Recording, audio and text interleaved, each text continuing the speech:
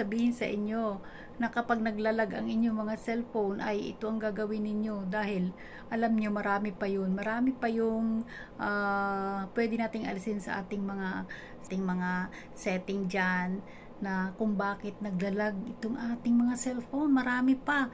Ang gagawin natin ngayon ay dito tayo dadaan sa activity log.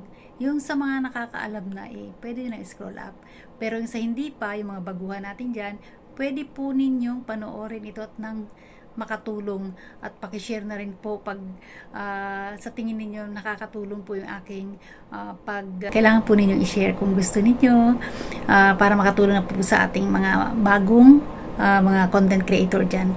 Ayan, kung paano natin gawin, ayan, puntahan nyo lang po ako, sundan nyo lang po ako, at nang makita natin kung saan natin talaga pwedeng i-delete or alisin lahat yung ating mga natambak na mga pinagagawa dyan, pinag-search natin at tawag dito, sinisearch natin, at saka yung ating mga biniview na mga pinapanood na mga videos. Ayan, ganun po. Ito po, panoorin natin.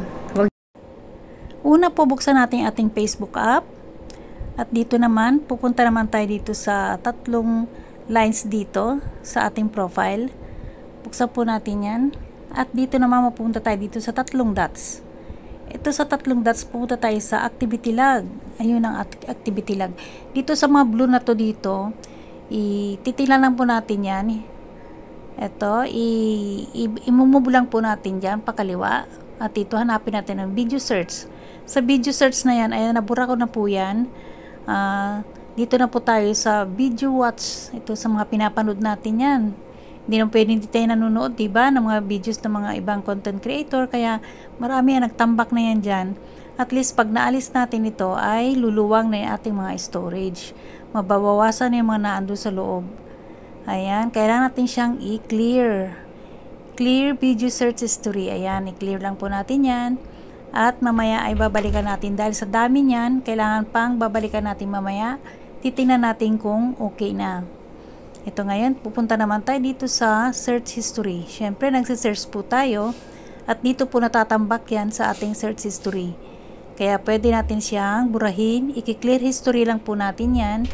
Ito, sa clear searchers. Ayan, kailangan po natin siyang i-clear. Ayan, mamaya balikan natin yung sa videos history ngayon. Kung talaga nandun pa sila, ito video watch. Ayan, sa tingin ko wala na. At saka doon sa kabila, yan, wala na. Video you watch, wala na rin. Video you search, your search history, wala na rin. Ayan. Pati ito, ayan, kaya medyo lumuwang na yung ating mga stories. Ayan. Maraming salamat po sa panunod sa aking mga video. Sana po hindi po kayo magsasawa. At sana po ma-share ninyo para makatulong. Maraming salamat.